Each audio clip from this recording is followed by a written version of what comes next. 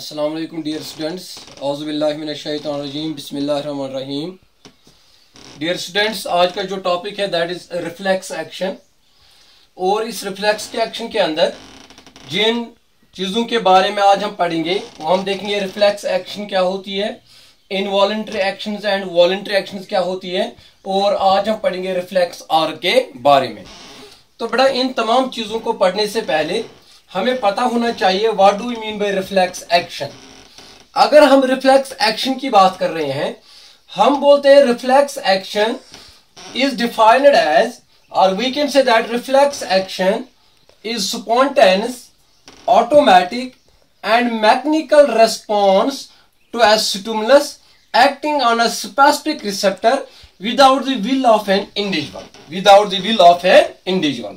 यानी कि जब एक इंडिविजुअल को, जब एक एनिमल को, जब किसी भी ऑर्गेनिज्म को कोई स्टिमुलस मिलता है, जब किसी भी ऑर्गेनिज्म को कोई स्टिमुलस मिलता है, मैंने आपको अर्लियर टॉपिक में बताया, स्टिमुलस का मतलब होता है any change in the environment, any change in the environment. जब ऑर्गेनिज्म के एनवायरनमेंट में कोई चेंज हो जाएगी उसको स्टिमुलस कहते हैं। ये चेंज टेम्परेचर में भी आ सकती है, ये फूड में भी आ सकता है, ये प्रेशर में भी आ सकता है। तो जो भी चेंज इसके एनवायरनमेंट में आएगी उसको स्टिमुलस कहते हैं। जब एक ऑर्गेनिज्म के पास स्टिमुलस आता है ना, उस ऑर्गेनिज्म को उसका क्या देना है बेटा, रेस्पॉन्स देना है। क्लियर?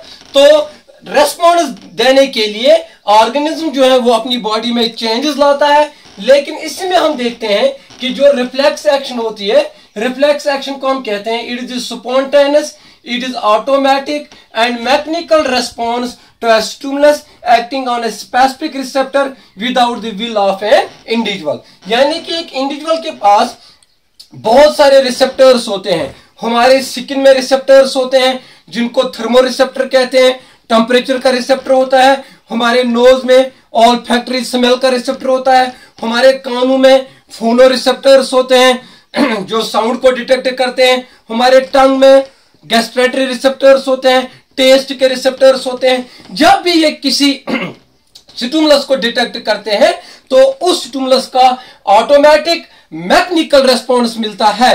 तो उसी स्पॉन्टेनियस, ऑटोमेटिक या मैकेनिकल रिस्पॉन्स को जो एक स्टिमुलस को मिलता है उसी को हम रिफ्लेक्स एक्शन कहते हैं। उसी को हम क्या कहते हैं बेटा, रिफ्लेक्स एक्शन। और ये रिफ्लेक्स एक्शन जो बेटा थी, it was first of all described by Marshall Hall in 1833। सबसे पहले इस रिफ्लेक्स एक्शन को डिस्क्राइब किसने किया, हमें किसने दिखाया कि जब एक रिसेप्टर पे कोई स्टिमुलस आता है, कोई चेंज आती है, डिटेक्ट करने के बाद फिर उसका रेस्पॉन्स बनाता है ब्रेन एंड स्पाइनल कॉर्ड, और एक ऑर्गेनिज्म उसको रेस्पॉन्स देता है जिसको रिफ्लेक्स एक्शन कहते हैं। ये सारी चीजें हमने किसने बताई, मार्शल हॉल ने 1833 में। तो इस रिफ्लेक्स एक्शन को समझाने के लिए मैं यहाँ पे एक डायग्राम आपको दिखाऊंगा और इसी में मैं आपको बताऊंगा रिफ्लेक्स आर्क क्या होता है। तो बेटा, आप इस डायग्राम की तरफ देखिए। आप इस डायग्राम में देख सकते हो, यहाँ पे मैंने कुछ चीजें बताई हैं। जैसे यहाँ पे मैंने ये बनाया है, we can say that this is a hot plate. तो आप इसको कंसिडर हॉट प्लेट भी कर सकते हो, या आप इसको कंसिडर करते हो एक, we can say that beaker, एक जिसमें पानी है। ये पानी जो बेटा ये गर्म हो जाता है और इससे वेपर्स निकलते हैं, ये भी आप इसको कंसिडर कर सकते हो। यहाँ पे ये जो बेटा ये एक इंडिविजुअल का हैंड है, हाथ है उसका, हाथ, ये उसकी आर्म है, आर्म चलते चलते ये स्पाइनल कॉर्ड और इसका ब्रेन है। क्लियर? देखो बेटा, व्हाट हैपन्स कि इसका जो ये हॉट प्लेट है, इस हॉट प्लेट की गर्मी जो है, इस हॉट प्लेट की जो हॉटनेस है, वो यहाँ पे ये जो हैंड इसका है, हैंड फील करता है। लेकिन हैंड फील कैसे करता है, हमारी जो स्किन होती है इसके अंदर रिसेप्टर होता है, उस रिसेप्टर का नाम है थर्मो रिसेप्टर। उस रिसेप्टर का नाम है थर्मो रिसेप्टर, यानी कि रिसेप्टर ऑफ टेम्परेचर, जो कोल्डनेस और हॉटनेस को डिटेक्ट करता है। उसके बाद ये देखो बेटा, यहां पे मैंने रिसेप्टर लिखा है, उस रिसेप्टर से निकलते हैं न्यूरॉन्स। ये देखो न्यूरॉन्स यहां से निकलती है, उन न्यूरॉन्स को कहते हैं सेंसरी न्यूरॉन्स। तो अब हमें पता चला sensory neurons are those neurons which originate from receptors and are connected with brain and spinal cord. वो न्यूरॉन्स जो रिसेप्टर से निकलते हैं और ब्रेन एंड स्पाइनल के साथ कनेक्ट होते हैं, उन न्यूरॉन्स को सेंसरी न्यूरॉन्स कहते हैं। और वो न्यूरॉन्स जो ब्रेन से निकलते हैं और कनेक्ट होते हैं इफेक्टर के साथ, इफेक्टर हमारी बॉडी में मसल्स एंड ग्लैंड्स होते हैं, वो न्यूरॉन्स जो ब्रेन से निकलते हैं, स्पाइनल कॉर्ड से निकलते हैं और कनेक्ट होते हैं हमारे इफेक्टर के साथ, स्किन के साथ, मसल्स के साथ, तो उन न्यूरॉन्स को मोटर न्यूरॉन्स कहते हैं। तो इसका मतलब यह हुआ कि सेंसरी न्यूरॉन्स का काम है ये स्टिमुलस को लेते हैं, चेंज को लेते हैं, ब्रेन एंड स्पाइनल कॉर्ड तक पहुंचाते हैं, फिर ब्रेन एंड स्पाइनल कॉर्ड उसका रेस्पॉन्स बनाता है, फिर रेस्पॉन्स कौन लाते हैं? मोटर न्यूरॉन्स लाते हैं।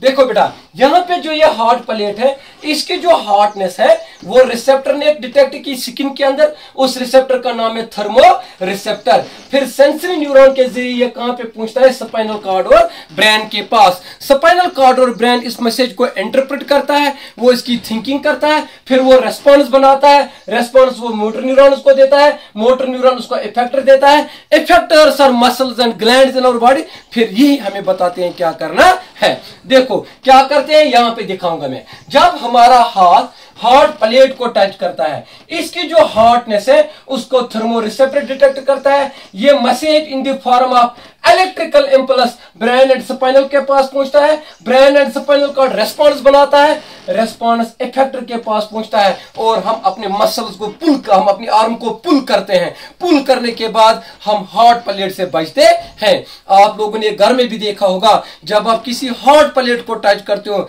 या जब आयरन आप करते हो कपड़ों की, जो ही आपका हाथ उसको लगता है तो अपना हाथ आप पीछे ले जाते हो, तो उसमें यही प्रोसेस हो जाती है।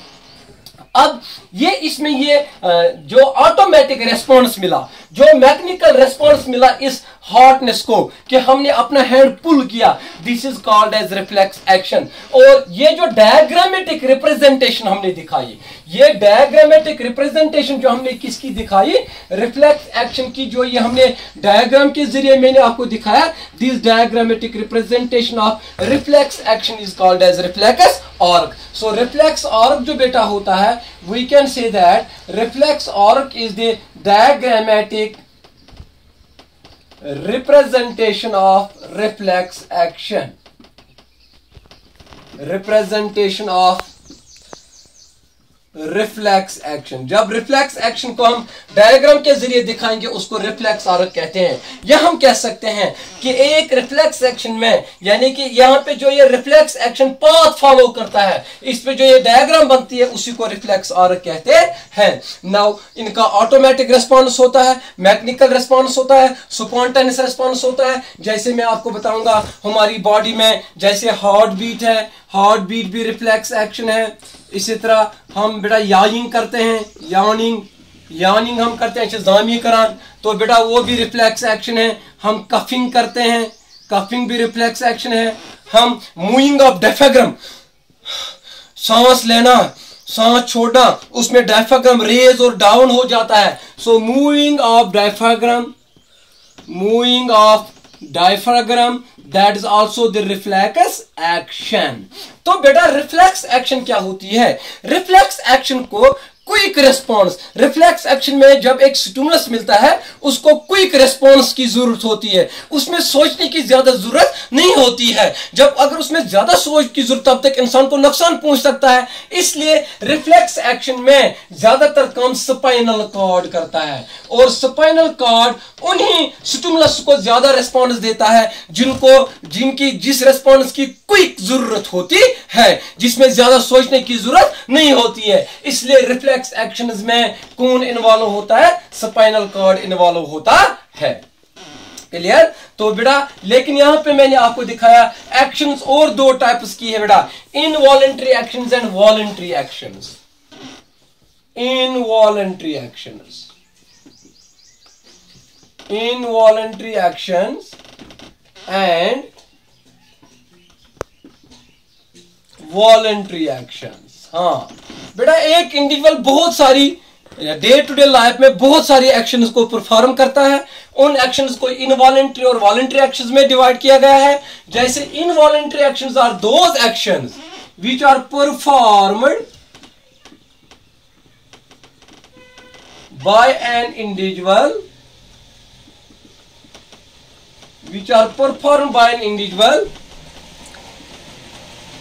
without its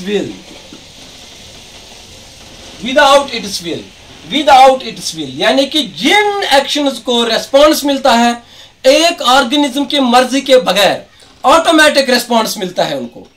तो जब एक स्टिमुलस आता है एक ऑर्गेनिज्म के पास, उसको ऑटोमेटिकली रेस्पॉन्स मिलता है और उस एक्शन को हम क्या कहेंगे बेटा, involuntary action.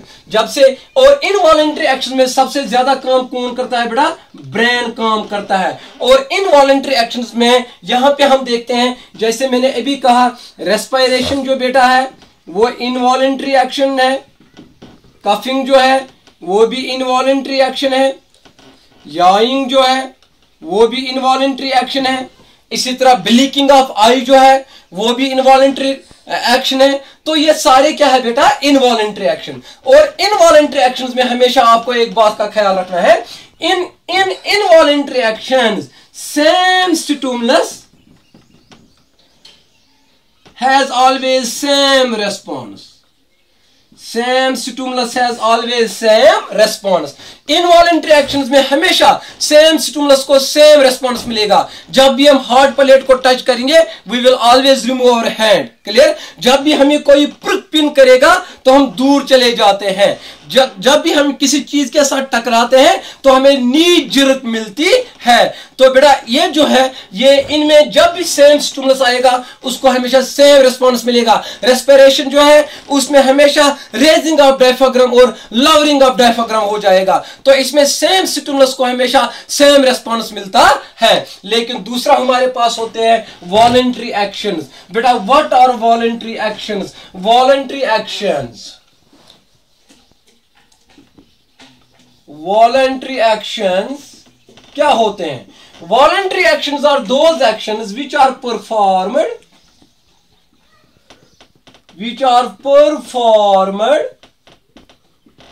by an individual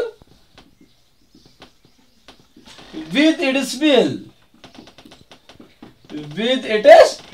हाँ, जो एक्शंस एक इंडिविजुअल अपनी मर्जी के मुताबिक करता है, जिन एक्शंस को, जिन स्टिमुलस को रेस्पॉन्स मिलता है एक ऑर्गेनिज्म की मर्जी के मुताबिक, उन एक्शंस को वॉलेंट्री एक्शंस कहते हैं। जैसे writing, reading, jumping.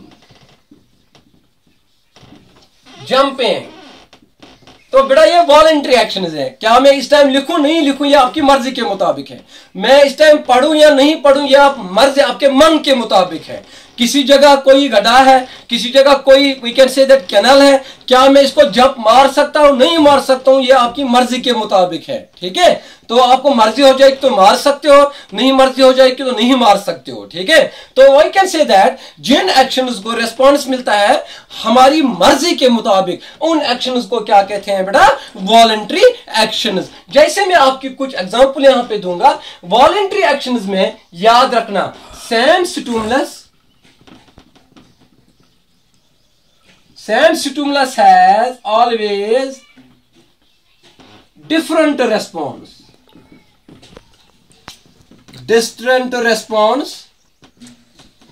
depending upon situation,